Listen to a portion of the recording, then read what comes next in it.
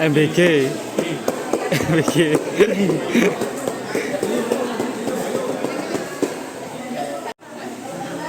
Untuk papat aku Basan. MBG. MBG. Ya. 5. Lho. Oke. Bagikno. Oh, bagane to.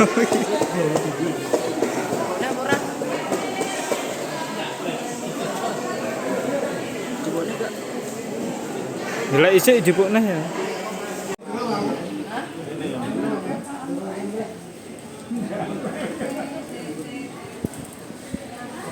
Awakmu dong. Nggih temen iki.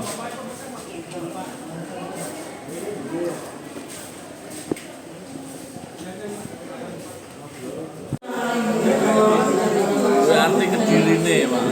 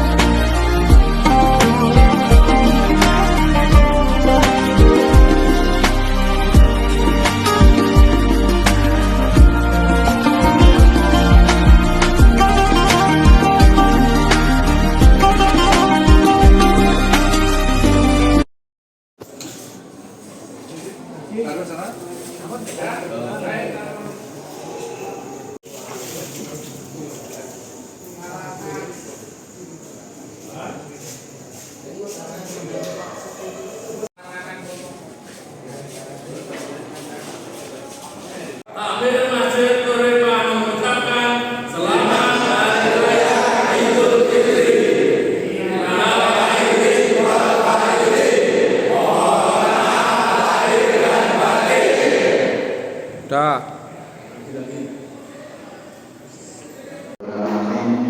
Wassalatu wassalamu ala sayyidina Muhammadin wa ala alihi wa sahbihi ajma'in. Amma ba'du. Jamaah sholat Isya dan tarawih Masjid Al-Imam yang berbahagia. Marilah kita panjatkan puji syukur kehadirat Allah Subhanahu wa taala karena dengan rahmat-Nya kita masih diberi nikmat iman, nikmat kesehatan dan kesempatan untuk berkumpul dan menjalankan sholat Isya dan tarawih di Masjid Al-Imam. Pada kesempatan kala ini perang ini sangat bahaya karena masing-masing punya senjata pamungkas yang disebut dengan nuklir. Kalau ini tidak terkendali maka sebagian umat bahkan yang tidak berdosa, orang tua, wanita, anak-anak yang mestinya dilindungi dalam peperangan, kalau benar-benar nanti senjata pamungkas ini keluar maka akan habis. Perang itu pasti membawa satu penderitaan yang sangat besar. Kalau kita lihat bom yang sekarang rudal-rudal yang dimunculkan itu sudah banyak korban. Kita lihat di Tel Aviv sudah banyak yang runtuh bangunan di Irak, pemimpin yang sangat disegani, yang hafal Al-Quran, yang profesor, yang doktor, ahli fikih, dan disebut kalau sekarang kita sedikit mengatakan wali, maka wali yang sekarang kita saksikan adalah mullah. Mullah itu adalah ulama besar yang memimpin satu republik Islam yang dia ingin menegakkan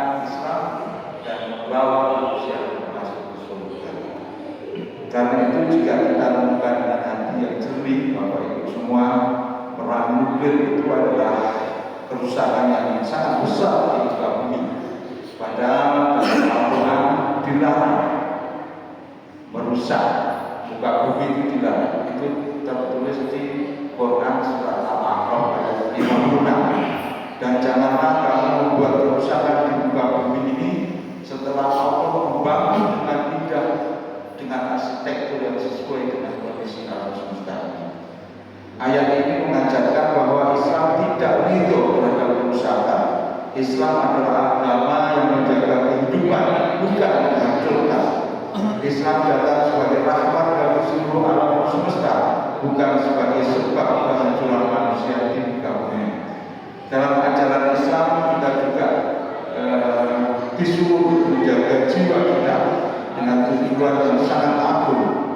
Para ulama besar, para wali songo menjelaskan bahwa salah satu tujuan utama syariat Islam itu adalah hifdzun nafs, yaitu menjaga nyawa manusia. Maka segala sesuatu yang mengarah kepada pembunuhan massal, penghancuran kehidupan dan penderitaan yang meluas jelas bertentangan dengan ruh ajaran Islam. Allah berfirman di dalam surat Al-Maidah ayat 32 yang artinya, barang siapa membunuh satu jiwa tanpa alasan yang benar, maka seakan-akan ia telah membunuh seluruh manusia. Bapak Ibu jamaah sholat tarawih dan Isya Masjid Lima, data yang bisa memusnahkan ribuan bahkan jutaan jiwa sekaligus. Ini kita mengingatkan bahwa Islam sangat memuliakan hidup manusia. Perang nuklir juga mengajarkan kepada kita satu pelajaran besar, bahwa manusia yang merasa paling kuat seluruhan, bahwa kekuatan tanpa iman dan akhlak bisa berubah menjadi bencana. Ilmu pengetahuan itu pada dasarnya nikmat dari Allah, tetapi jika ilmu dipisahkan dari iman, kasih sayang dan tanggung jawab moral, maka ilmu bisa berubah menjadi alat penghancur. Bapak Ibu, kalau kita membaca bukunya salah seorang penemu bom, yaitu Albert Einstein, itu profesor di bidang bom atom di ahli fisika. Dia mengatakan bahwa ilmu tanpa agama itu adalah buta.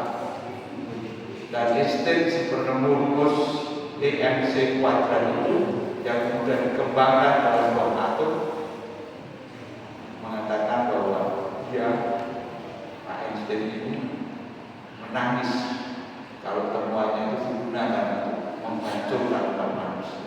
Tetapi apa yang terjadi?